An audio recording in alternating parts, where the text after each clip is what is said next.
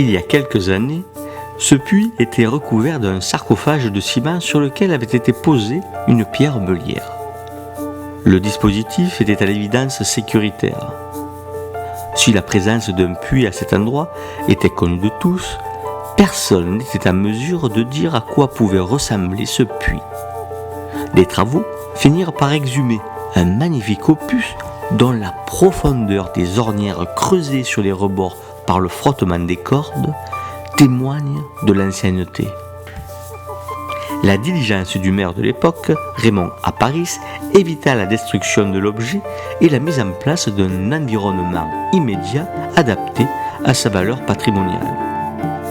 Mais revenons à ces ornières, creusées dans un calcaire dur, un calcaire urgonien, issu après compression des fonds marins de la mer qui occupaient la zone des garrigues il y a 180 millions d'années, avant que le fond de celle-ci ne soit surélevé par la tectonique des plaques, puis rabaissé pendant des millions d'années encore par l'érosion. C'est donc dans ce calcaire dur, très dur, que de si profondes ornières ont été creusées. Imaginez toute la peine et tout le labeur qui se sont fossilisés ainsi, en négatif en quelque sorte, dans cette roche.